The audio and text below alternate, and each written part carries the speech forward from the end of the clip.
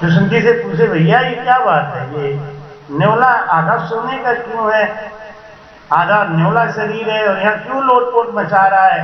क्या वो ये परीक्षा दे रहा है कि जब सतयुग में एक बार ऐसा यज्ञ हुआ था, जिस यज्ञ के कण के ऊपर वो लेटा तो उसका शरीर सोने का हो गया, आधा और रह गया है, ये कहीं और सोने का बने, उस यज्ञ को सफल माना जाए। तब भीम ने पूछा कि वो कथा क्या है? तो एक बार सतयुग में अकाल पड़ा। यह अकाल हर युग में पड़ता है, ऐसा नहीं कलयुग में होता। लोग कहते हैं कलयुग में बहुत पापी हो गए ना, इसलिए पानी नहीं बरस रहा है। यह हर युग में होता है। त्रेता में हुआ था, तभी तो राजा जनक ने वो रात को हल चलाया था, माता सीता मिली। तो सतयुग में भी एक बार बहुत अकाल पड़ा था और एक ब्राह्मण देवता, उन्होंने, क्योंकि ब्राह्मण का धन केवल भिक्षा, ब्राह्मण को महाराज जी ने उद्योग धंधा नहीं लगाया। ब्राह्मणों के लिए ये नहीं कहा कि तुम उद्योग धंधा लगाओगे, फैक्ट्री लगाओगे, दुकान चलाओ। उनको कहा कि अन्न गिरा हुआ जो खेत में होता है उसको बीन के लाओ, उससे भोजन करो, या भिक्षा लेके आओ। भिक्षा भी मांगने का अधिकार केवल ब्राह्मण, दक्षिणा लेने का अधिकार केवल ब्राह्मण, गुरु बनने का अधिकार केवल ब्राह्मण। आजकल तो हर जाति के लोग गुरु बन के बैठ गए, ठपा ठप फैल लो, खूब पूजा करा रहे, पैर छुआ रहे। ब्राह्मणों से भी पैर छुआ लेते हैं, फल चाहे कुछ भी मिले। तो महाराज कहते हैं वो बेचारे 15 दिन में, अब अनाज हुआ ही नहीं तो मिलेगा कहां से, और अकाल पड़ गया तो हर घर में भिक्षा जैसी स्थिति हो गई। तो मांग जांच के 15 दिन के बाद उनके घर में भोजन बना। जैसे बड़े बड़े शहरों में 3-3 दिन के बाद पानी आता है, 3-3 दिन के बाद पानी आता है। बाड़मेर में 2 महीना पहले से ही 3 दिन एक बार पानी आता है। तो लोग घर में पोछा कौन सा लगाते हैं? जिस पानी से कपड़ा साफ करते हैं उसी से पोछा लगाते हैं। एक पानी से 3 काम करते हैं। हमारे यहाँ जैसा थोड़ी है, हर नल खोल देते हैं महाराज, और वो ठंडा ठंडा पानी, कहते अभी गर्म पानी निकल रहा है, अभी हटाओ।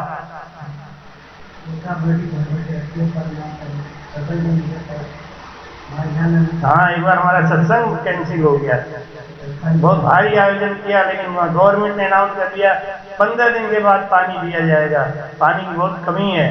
तो फोन किया, गुरुजी अभी सत्संग नहीं कराएंगे, आप आगे दुख पाओगे, आप यूपी से आओगे, आप पानी वाले आदमी। तो अब फिर दूसरी बात, ये मेहमान भी आ जाएंगे, सत्संग होगा तो मेहमान आएंगे ना, तो अब उनको पानी देंगे, अपना घर का खर्चा चला, हमें कोई बात नहीं, फिर करेंगे। तो वो अकाल पड़ गया और पंडित जी ने 15 दिन के बाद भोजन बनाया, और जैसे ही खाने जा रहे थे वैसे एक भिखारी आ गया। उसने कहा, पंडित जी मुझे बहुत जोर की भूख लगी है। प्रगट 4 पग धर्म के, कलिमहु एक प्रधान, एन केन विधि दीने, दान करई कल्याण। क्योंकि दान लेने का अधिकार किसको है? ब्राह्मण को। और ब्राह्मण को और कोई खेती बिजनेस भगवान ने बनाया ही नहीं है। तो ऐसे ब्राह्मण को जब आप दान देंगे तब आपका पुण्य बढ़ता है।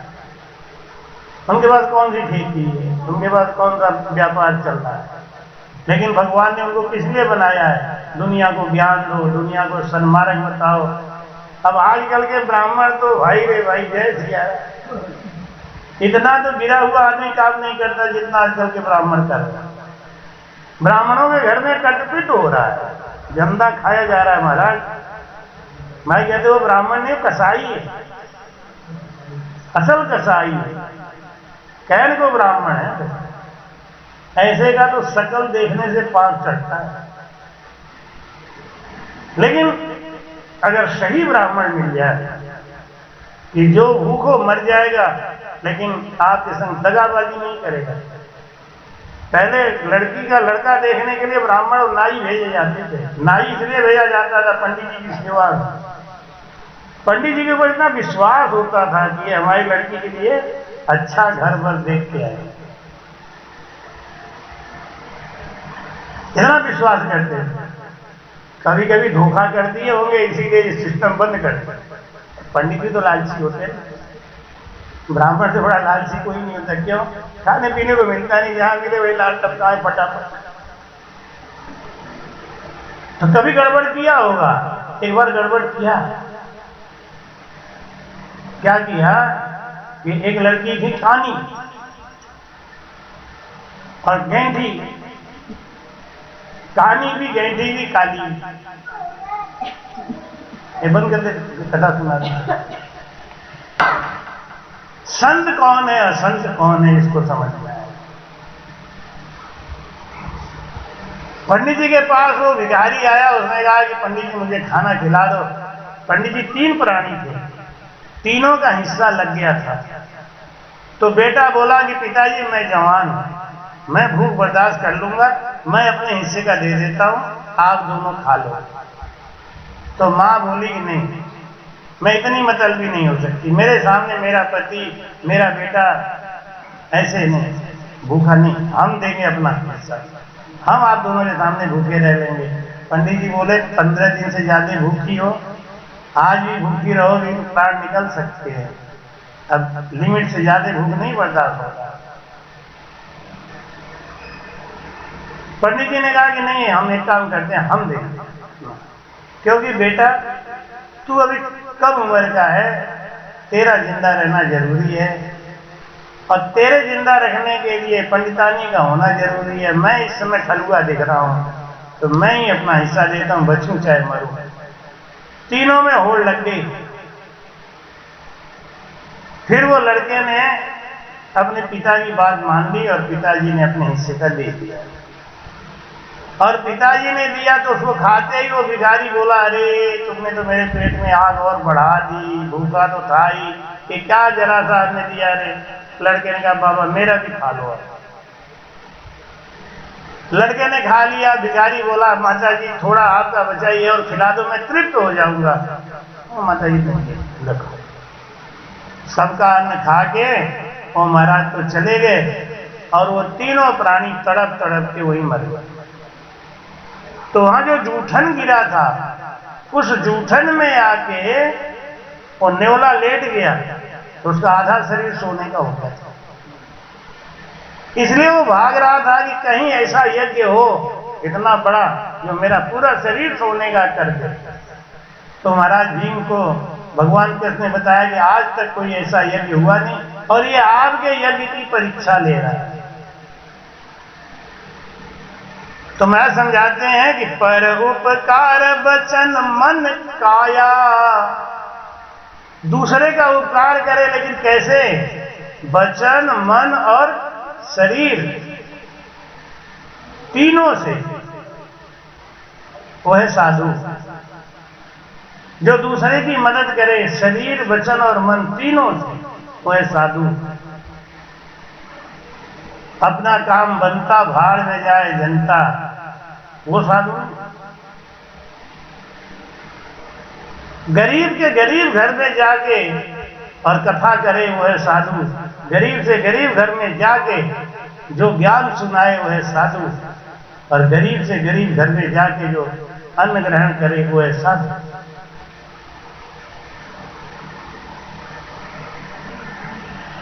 उसका रोम रोम फड़क रहा था।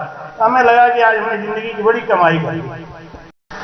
तो भाई कहते हैं कि संत सहई दुख पर हित लागी।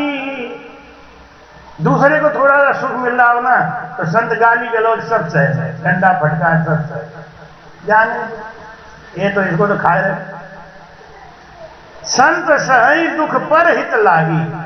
दूसरे का थोड़ा भी हित हो रहा है तो वो अपने हित को त्याग पे कर देते हैं, हटा देते हैं। हमारा हित हो या नहीं हो, पहले इसका हो जाना। पर दुख हेत असंत अभागु जय सिया राम। दूसरे को दुख दे के असंत सुखी होते हैं, वो अभागे। हाँ देखा, अब ये तड़प के हमारे पैरों पे गिरेगा आगे। महाराज एक दिन पैरों पे नहीं गिरा लिया तो मेरा भी नाम है। जो कुत्तों को कांटा बोए ताको भोदो भाला, जो तो को कांटा बोए वाको भोदो, वो भी क्या याद करेगा पड़ा किसी से। हाँ हमका कम है। ये है असाधु असंत, ये दुष्ट कहलाते हैं। इनको शुद्ध भाषा में कहते हैं दुष्ट। तो महाराज कहते हैं राम राम राम राम। पर धर्म श्रुति विदित अहिंसा, सबसे बड़ा पुण्य क्या है? परम धर्म श्रुति विदित अहिंसा, और पर निंदा सम अघ नहीं कीसा। जय प्रिय पर निंदा सम अघ नहीं,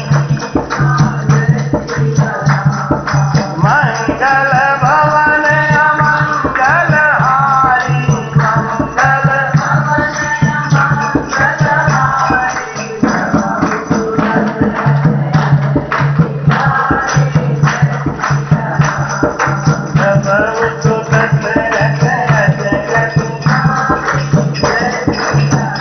बोलो राम। परम धर्म श्रुति विदित अहिंसा। अहिंसा, हिंसा नहीं होनी चाहिए, मन से, वचन से, कर्म से। वाणी जी में महाराज लिखते हैं कि निंदा सु नर नरक पड़त है, साख भरे कृष्ण ग्वाला। निंदा और अहिंसा, हिंसा, हिंसा से बड़ा अधर्म नहीं है कोई,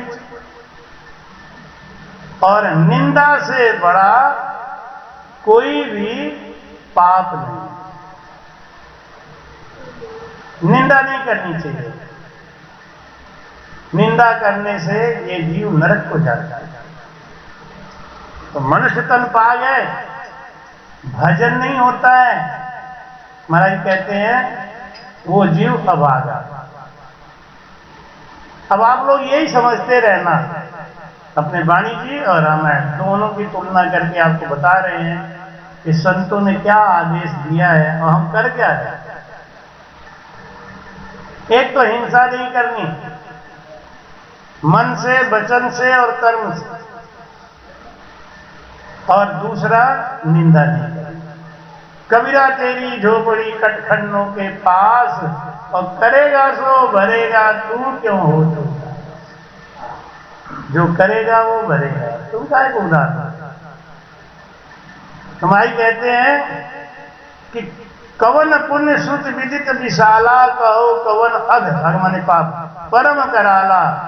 मानस रोग कहूं समुझाई, मानस रोग कहूं समुझाई, मानस रोग कहूं समुझाई। तुम सर्वज्ञ कृपा अधिकारी, जय सिया राम।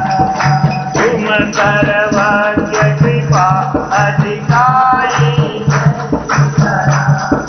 मंगल भवन अमंगल हारी, मंगल भवन अमंगल हारी।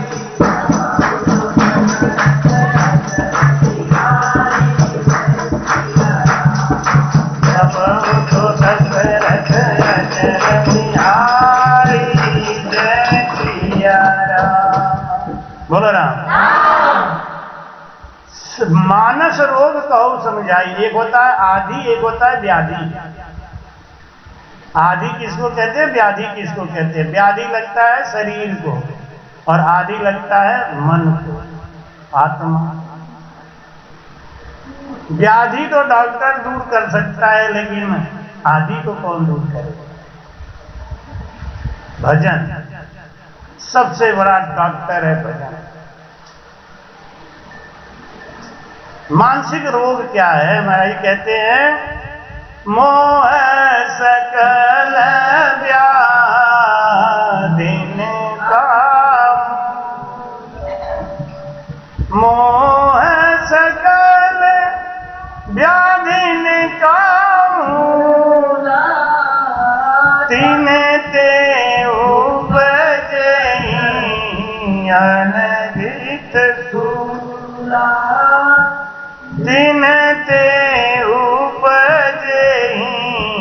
सुनियण गीत सुन, मोह सकल व्याधिन को मूला। सब रोगों का जड़ क्या है? मोह। मोह करो, मोह तो अच्छी बात है, बिना मोह के ये संसार नहीं रहेगा। लेकिन एक कहावत आती थी कि दूसरे का उपकार कर खूब, लेकिन पहले अपना ध्यान रख। दूसरों को खूब खिलाओ, पूरी कचौड़ी खूब दावत करो, लेकिन अपना भी ध्यान रख। ये शरीर रहेगा तभी भजन होगा, शरीर रहेगा तभी सेवा होगा। नहीं, हमारी मीराबाई, एक समय ऐसा था मीराबाई ने तन तोड़ के सेवा किया महाराज, खूब तन तोड़ के, चाहे ब्यावर हो, चाहे काशी हो, चाहे कसरत हो, चाहे बदलैया हो, तन तोड़ के सेवा किया। लेकिन राम जी की थोड़ी कृपा, बाद में गड़बड़ हुई, अभी इनके आंख की रोशनी कमजोर पड़ गई है। कितने अपने आप को लाचार महसूस कर रही होंगी, सेवा नहीं कर पा रही, इसलिए सेवा नहीं मिल पा रहा, क्योंकि शरीर ठीक नहीं है।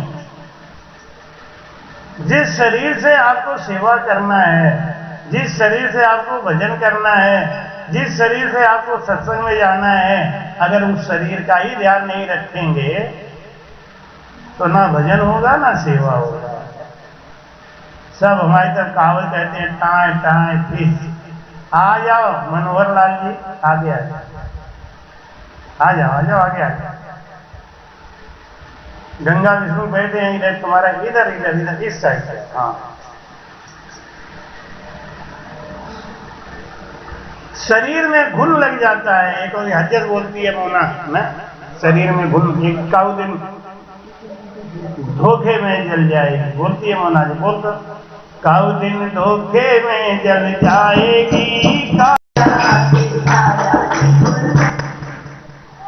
आवागमन जन्म और मरना, भगति बिना दुख भारी, माया मोह विषय सुख माही, साची सूझ बिसर। सच्चा रास्ता हमको मिला हुआ है, हमको मालूम है, लेकिन माया और मोह की वजह से हम उस रास्ते को छोड़ते रहे। जानते हैं कोई संगी न साथी, निस दिन प्रीत लगाई, दिन दिन सुख दुख पाई, इस जग सुमिरे न राम सुखदाई। तो मानसिक रोग क्या है वो हमारे अंदर है, हमको पता है, लेकिन क्या करें, छोड़े कैसे? मोह सकल व्याधि सब रोगों का जड़ है टेंशन, और टेंशन का जड़ है मोह। मोह नहीं हो तो चिंता नहीं हो, चिंता नहीं हो तो बीपी शुगर कोई रोग नहीं हो। लेकिन है क्या, जानते तो हैं, सब जगह शास्त्रों में लिखा तो है, लेकिन चिंता को छोड़े कैसे? हमारी समझाते हैं, क्या कहते हैं, आदमी के शरीर में 3 तरीके से रोग लगता है, वात, पित्त और कफ। ये तीनों शरीर में हमारे बनते हैं। हम खाना खाते हैं ना, जो खाना खाते हैं वो खाना पेट में जाने के बाद में वहां भी पकता है। अब जो खाना खाते हैं ना, पेट में जाता है तो वहां जठराग्नि इसको अलग अलग करती है, खाने को खौलाती है पेट में भी। इसीलिए कहते हैं खाना खाते समय पानी नहीं पीना चाहिए। पानी पीते ही वो अग्नि ठंडी हो जाती है। अब जिसके गैस में दम नहीं है, उसको पानी, चूल्हे में पानी डाल दिया, लकड़ी धीमी गलने लगी, तो अब आंच भरेगा ही नहीं, जलेगा नहीं, तो अग्नि पकाएगी क्या? आप पेट को समझो एक भगोना, और भगोना में हमने चावल, दाल, सब्जी है, इतने बड़े बड़े पनीर खा के भाई। अब क्या हुआ, अच्छा खा लिया तो कोई बात नहीं, खा लिया तो कोई बात नहीं, लेकिन उसने पानी और पी लिया, तो पानी पी लिया तो कोई बात नहीं, लेकिन पानी पिया तो फ्रिज का चिल्ड वाटर, कि अग्नि कैसे ठंडी नहीं होगी तू, नहीं होगी कैसे तू। अब जिसने खाना भी खा लिया दबा के और चिल्ड वाटर पी लिया, तो बाद में सवेरे तो डॉक्टर के पास ही जाना पड़ेगा, बाकी कोई काम तो है नहीं उसके। तो ये बीमारी किसने बनाई और कहां से आई? किसने बनाई, ये कहां से चली आई, नहीं इसकी दवाई, कैसे बचे मानो जात रे। सबसे पहला हमने YouTube पे यही डाला था जब कोरोना आया, कि किसने बनाई, ये कहां से चली आई, नहीं इसकी दवाई, कैसे बचे मानो जात रे। बड़ा अच्छा कविता बनाया था, पहला YouTube पे डाला, बड़ा लोगों ने पसंद किया, फिर हिम्मत बढ़ गई अपना सत्संग डालना। तो हमारे पेट में जो खाना जाता है ना, आमाशय को समझो वो एक भगोना है, बहुत ध्यान से समझ लो बात को, तो आपको समझाने की जरूरत ही नहीं पड़े। उसके नीचे अग्नि जलती है जिसको बोलते हैं जठराग्नि। वो जितनी तेज होगी उतनी ही तेजी से आपके अंदर आए सब खानों को खौला के अलग अलग कर देंगे, रस अलग, मल अलग, ये अलग सब, जिसकी जितनी ज्यादा जठराग्नि तेज होगी। और जठराग्नि तो तेज है, लेकिन अगर आपने उसी समय पानी पी लिया तो जठराग्नि मंद हो जाएगी। इसीलिए कहते हैं खाना खाते समय पानी कम नहीं, पियो ही नहीं। अगर बहुत ज्यादा जरूरत आध घूंट पी लो, 1 घंटे के बाद, 40 मिनट के बाद आप पानी पी सकते हो, खूब पेट भर के पियो, क्योंकि वो जठराग्नि जो है ना, वो खाना पचा चुकी है। अच्छा, कुछ लोग ऐसे होते ना, अभी तो ये खाया, अब जठराग्नि जल गई, खाना पचा रही थी तो आधा खाना पक गया, लो पराठा और डाल दिया, अब फिर जठराग्नि उसको, अब आपकी खिचड़ी तैयार हो गई, चावल डाल दो, सब कुछ तैयार हो गया, तो गोभी पकौड़ा और डाल दो। आप समझ रहे हैं ना बात को? खाली सत्संग ही मत सुना करो, खाली मोक्ष जाने की बात मत समझो। ये शरीर कैसे रखोगे इसको भी संभालो। खाना खाने में सावधानी रखो, सवेरे से लेके दोपहर तक तो ठोस चीज खाना ही मत। सवेरे से दोपहर तक ठोस आहार मत खाओ। और ठोस आहार में खा भी रहे हो तो उसमें तेल और चीनी, मैदा, ये सब नहीं होना चाहिए।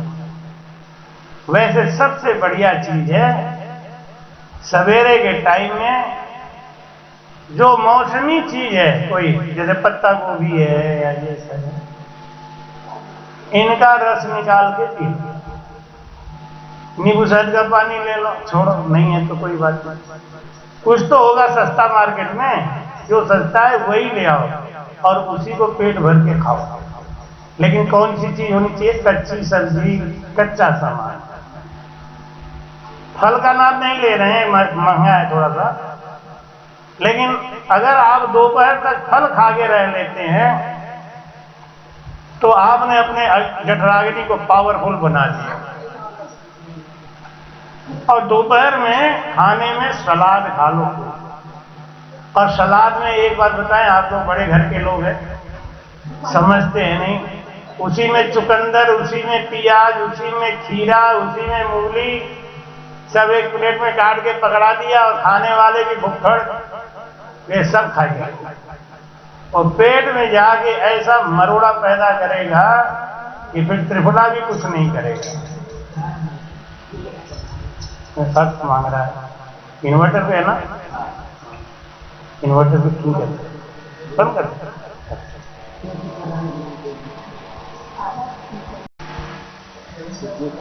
भोजन को हमारी जठराग्नि पचाती है। और जठराग्नि कैसे तेज होती है पहले समझ लो। जठराग्नि को पावरफुल बनाना है तो भजन करो। जठराग्नि को पावरफुल बनाना है तो नींद लो। अगर ये दो काम आप नहीं करते हो तो जठराग्नि आपकी कमजोर हो जाएगी। जठराग्नि को पावरफुल करना है तो सबसे ज्यादा जठराग्नि पावरफुल होती है भजन में। 2 घंटा 3 घंटा कस के भजन करो विधि से, और नहीं तो 7 घंटा से नीचे सो मत। तो लोग कहेंगे तो भजन क्या करेगा, सोने वाला ही ठीक है। तो भाई कहते हैं सबसे बड़ा रोग लगता है पेट से, और पेट में रोग आता है रसोई से।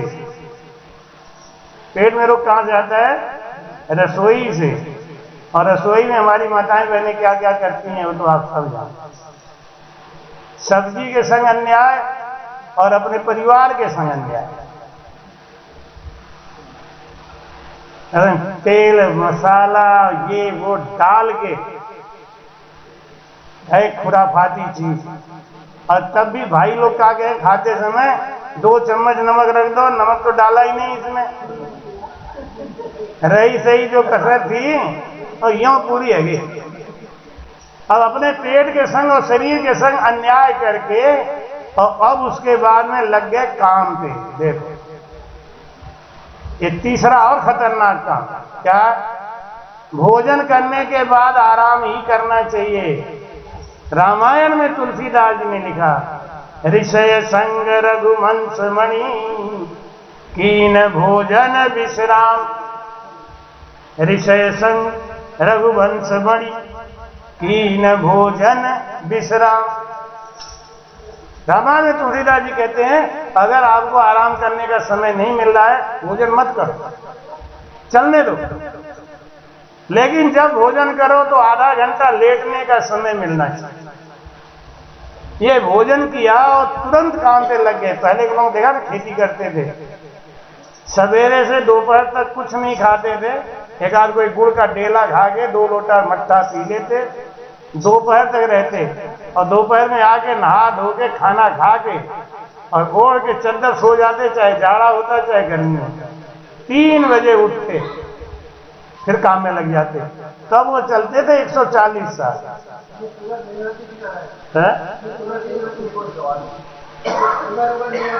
कहा शुगर कहाँ से होगा?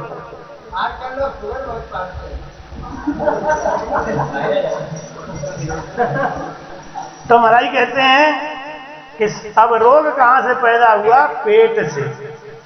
इसको कहते हैं व्याधि। तो इसकी दवा तो हमने बता दी, व्याधि की दवा बता दी, पर आदि की दवा अब बता रहा। आदि की दवा क्या है? व्याधि की समझेगी नहीं। एलोपैथिक खाने के लिए हम बीमार नहीं हुए महाराज। कोई दवा खाने के लिए हम बीमार नहीं हुए कि हम दवा नहीं खाए थे इसलिए बीमार हो गए। नहीं, गलत खाया था इसलिए बीमार हो गए। अगर आप सही खाना चालू करें अभी ठीक हो जाएंगे सिस्टम से। लेकिन माताएं बहनें क्या करेंगे? अरे इतनी महंगाई में फल खाओगे, कायदे से 2 पराठा अजवाइन डाल के और खींच के सरसों के तेल से और 2 गिलास चाय पियो, जाओ छुट्टी, घूमो, कबड्डी के कुड़कुड़ कुड़कुड़ कुड़कुड़ कुड़कुड़ करोगे यहीं पे। थोड़ा थोड़ा खाएंगे तो कुड़कुड़ करेंगे कि नहीं करेंगे? अच्छा, अब माताएं बहनें रोती हैं एक बार बना दो, खाए पी लें, छुट्टी करो। एक दिन भर किचन में क्यों घुसे? तो माताओं को चाहिए कि अपने पति अपने बच्चों के स्वास्थ्य के खातिर थोड़ा सा मेहनत करें। उन्हें क्या दे रही हैं? बेड टी दे रही हैं क्या? अगर आप अपने बच्चे को कोल्ड ड्रिंक और चाय पिला रहे हो अपने हाथ से तो उतना ही जहर आपने दे दिया होगा। आपका बच्चे से प्रेम है या नहीं हम नहीं कहते, लेकिन आपने इतना जहर उनको दे दिया। तो अब मैं आदि की दवा बता रहा हूं सतगुरु सुखराम जी महाराज जी के वचन से और रामायण के द्वारा। भाई कहते हैं राम राम, काया कलश विष रस भरियो कहो किसी विध छूटे, खान पान मरकट की मूठी काल पूजड़ो लूटे। अच्छा, ऐसा नहीं करेंगे तो हम मरेंगे कैसे? नहीं। और मरेंगे नहीं तो सृष्टि चलेगी कैसे? हैं? अरे भाई, पहले बूढ़े बाबा सरको तो हम भी सरकें, तो फिर पीछे वाले आएंगे ना। महाराज कहते हैं नहीं, समझदारी से रहो बस। पहले के जमाने में 50 साल के बाद में लोग घर परिवार की जिम्मेदारी बच्चों के हाथ में दे देते। बच्चों से कहते अब तू संभाल बेटा, मैं जा रहा हूं जंगल को। लेकिन अब 50 साल के बाद चाबी दोगे किसको?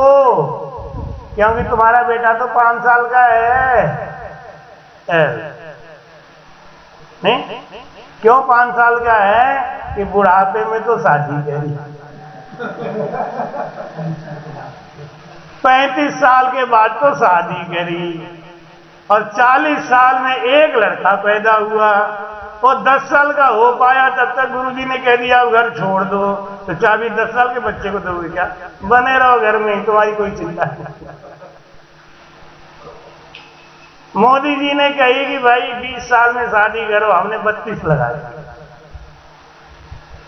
पहले के जमाने में शादी होती थी कितने साल में? 13 साल, 18 साल में शादी कहाँ होती थी? 13 साल 14 साल में शादी हो जाती थी। हाँ, गौना होता था बात नहीं, और भी कितने बाद में 18 साल में लड़की आती घर में, और 20 साल में कोई लड़का अगर पैदा हो गया तो जब तक बाप की उम्र 40 साल होगी, लड़के की उम्र 20 साल हो गई कि नहीं? होगी नहीं? और बाप जब तक बूढ़ा हुए तब तक चारों बच्चे जवान होके उन्होंने अपनी गृहस्थी संभाल ली। अब ये तो यहां तो शुरुआत का ही स्टेप हमारा गड़बड़ है। तो आधी और व्याधि दोनों लग जाते हैं। तो व्याधि से बचने का बात बता दिया हमने, क्या करना है? अपने खान पान में परहेज करना है। कोई मना के नमक डाले, लेकिन डालने मत देना। और नमक नहीं डालना है, वो आपके मरने का इंतजाम कर रहा है, बीपी हाई करा रहा है।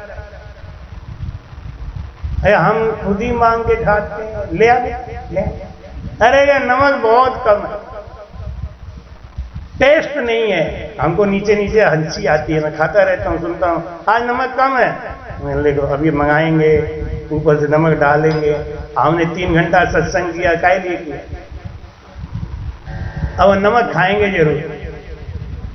तो नमक आपको मजबूरी है, जीभ के स्वाद के लिए खाना है तो खा लो, लेकिन ऊपर से कभी मत खाना। और ऊपर से खाना है तो खा लो, कोई बात नहीं, लेकिन सेंधा नमक ही खाना। ऊपर से जो नमक डालते हो ना, उसमें ये सादा नमक मत डालना। तो आपको व्याधि नहीं लगेगी, डॉक्टर के यहाँ नहीं जाएंगे, रुपया कम देंगे। और दोपहर में जितना दबा के और खींच के खा सकते हो खाओ, लेकिन सुबह हल्का और शाम को हल्का। आजकल आपकी माता जी पिछले 6-7 महीना से शाम का भोजन बंद कर दिए एकदम से। लेकिन आप देखते हमारे बगल में बैठ के खाती तो है कुछ न कुछ। क्या खाती? ये जुगाड़ खाती है, जुगाड़। ठोस आहार बंद, पृथ्वी तत्व बंद, अग्नि तत्व ले, जल तत्व ले, शाम को लेना है तो। और भोजन के बाद में मट्ठा मिले ना तो जरूर लेना, मांग के लेना, भीख मांग के लेना। भोजन के बाद मट्ठा, भोजन के अंत में मट्ठा, दिन के अंत में दूध और रात के अंत में पानी मिले तो जरूर लेना। और दिन में अगर कोई दूध लाके आपको दे तो सीधे हाथ जोड़, नहीं भैया, दिन में दूध खतरनाक है, हानिकारक है। रात में वही दूध फायदेमंद है। सुबह उठते ही बिना कुल्ला किए 1 गिलास पानी पियो कम से कम, वैसे 3 गिलास पीना चाहिए। हमारे शिव कुमार के यहाँ जो गिलास है वो तो एक में ही भर दे पूरा कोठा, ऐसा गिलास है तो चलेगा। व्याधि का इलाज भी बता दिया, व्याधि होता कैसे है वो आपको बता दिया। अब समझिए कि आदि का क्या इलाज है। पहले आदि है क्या वो चीज समझ लें, उसके बाद वे समझते हैं इलाज क्या है। काम बात कफ लोभ अपारा जय सिया राम।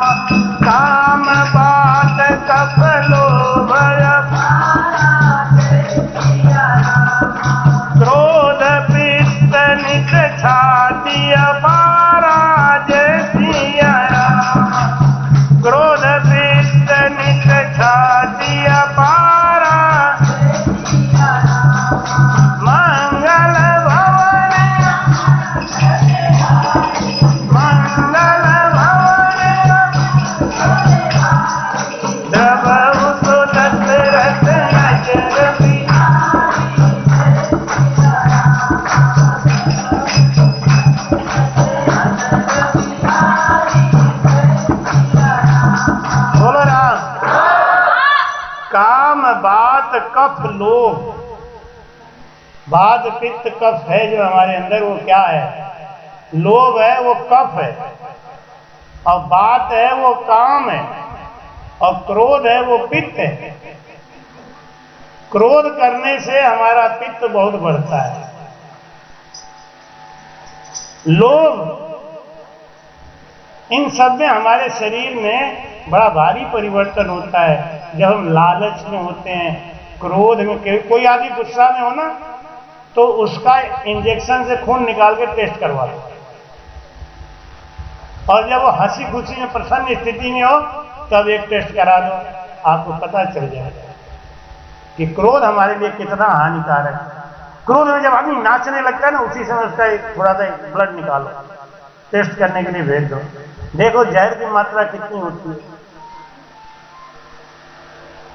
उसको शांत होने में, तभी कहते हैं ना, क्रोध आवे तो पानी पियो, क्रोध आवे तो शांत हो जाओ, ये करो, क्योंकि अपना नुकसान ज्यादा। इन सब झगड़ों का जड़ एक ही है, वो क्या है? भजन। तो भाई कहते हैं, राम भगत चिंतामणि सुंदर, राम भगत चिंतामणि। काकभुसुंडी कहते हैं कि हे गरुण, राम भगत चिंतामणि सुंदर। ये राम नाम की जो भक्ति है ना, वो चिंतामणि है। चिंतामणि किसको कहते हैं? जिसके हाथ में चिंतामणि हो, जो चितवन करेगा वही हो जाएगा। जो राम भजन करते हैं उनकी ये परीक्षा है कि जो चितवन करेंगे वो पूरा हो जाएगा। ये भजन की परीक्षा है कि राम भगत चिंतामणि सुंदर, हे गरुण बसई गरुण जाके उर अंतर। जिसके अंतर में राम नाम की भक्ति आ गई है, उसके हाथ में चिंतामणि आ गई। अब उसको दर दर ठोकर खाने की, धक्के खाने की जरूरत नहीं है। इसीलिए कहते हैं कोई अवगुण दास में नहीं राम को दोष, और साधु चाले पैंड 10 तो हरि आवे 100। परम प्रकाश रूप दिन राती, और नहीं कछु छई दिया घृत बाती। उसके घट में प्रकाश आ जाता है, प्रकाश मतलब आनंद आ जाता है। अब उसको संसार में कोई गंदा दिखता ही नहीं है। कबीरा तेरी झोपड़ी कटखंडों के पास करेगा तो भरेगा, तू क्यों हो छूटा। वो सब में आनंद स्वरूप उस परमात्मा का दर्शन करने लग जाते हैं कि मोह दरिद्र निकट नहीं आवा, लोभ बात नहीं ताई बुझावा, व्यापी मानस रोग न भारी। जो भजन करता है ना, उसको मानसिक रोग नहीं लगता। अब भजन तो राम राम कर रहे हैं, लेकिन राम पे विश्वास नहीं है। भजन तो गाते हैं कि भावे तार मार भाव खींचो शरण आपकी रह तू, कहते तो हैं। अगर सही बात है, अगर ये बात दिल से बोला है, भावे तार मार भावे खींचो शरण आपकी रह तू, अगर ये बात सही सही बोला है तो टेंशन क्यों है? हमने तो कह दिया कि आपके शरण में हो, मारो तारो जो कुछ देव देव, राम तारी डाय पड़े सो ठीक। भाई कहते हैं व्यापी मानस रोग न भारी, और जिनके बस सब जीव दुखारी। उनको कोई दुख दे ही नहीं सकता। दुख देने के लिए जाएगा, उसका स्वभाव बदल जाएगा, उसका गुण बदल जाएगा। एक संत जी के घर में कुछ चोर गए चोरी करने। संत जी का समय हो गया, बैठ के भजन कर रहे थे। देखा ध्यान से कि उनके आंगन में चादर बिछा के और 4-5 चोर खूब सामान घटाघट इकट्ठा कर। अब महाराज ध्यान से देख रहे थे। उन्हें देखो बेचारों को कितनी जरूरत है। देखो उनको ये गुस्सा नहीं है कि चोर आए, कि चोर चोर ले डंडा दे डंडा, उनको दया आई। देखो अगर इनके पास जरूरत नहीं होती तो काय को चोरी करते, ना गंदा काम कर रहे हैं। अब उनका गट्ठर इतना बड़ा हो गया कि उठे ही नहीं, लगे उठाने, जब उठे नहीं तो बाबा बोले रुक जा बेटा मैं आ रहा हूं, उठा देता है। अब वो चारों घबरा के, नहीं डर मत, तू ले जा। हमारे तो बहुत सेठ चेला है, कोई न कोई लाके दे ही देगा। अब तुझे कहां मिलेगा, तेरे कोई चेला चाटी थोड़ी है, तुझे जरूरत ज्यादा होगी। ऐ लो, चारों पैर पे गिरे, चोरी छोड़ दी, भजन ले लिया, ज्ञान सीख। गौतम बुद्ध जा रहे थे एक जंगल की तरफ, लोगों ने कहा बुद्ध जी उधर मत जाओ, उधर मत जाओ। क्यों, क्या बात है? अरे वो जंगल में बहुत पापी रहता है। तब तो जरूर जाऊंगा, डॉक्टर को वहीं जाना चाहिए जहां मरीज होगा, तब तो मैं जरूर जाऊंगा। और जब वो जाने लगे, आधे रास्ते पहुंचे, पीछे से आवाज दी अंगुली मारने, ए ठहर जा, ठहर जा, तू ठहर जा। गौतम बुद्ध खड़े हो गए, आया पास में। गौतम बुद्ध बोले देख, तूने कहा ठहर जा, मैं तो ठहर गया, तू कब ठहरेगा? बस तलवार रख के शरणागति हो। मैं कहते हैं भजन करने का ये प्रमाण है कि आपने जिसको कहा वो सुधर गया, आपने जिसको कहा वो बदल गया। तो मैं समझाते हैं कि राम भगत मन उर बस जाके, दुख लवलेशन सपने होता के जैसी है। जिसके हृदय में हर्ष में राम नाम का भजन चल रहा है, जो हर्ष में ये महसूस करता है कि तू अकेला नहीं रे बंदे, राम जप राम जप राम राम नाम राम नाम लीजिए, राम नाम। कृपया चैनल को सब्सक्राइब करना ना भूलें। राम राम।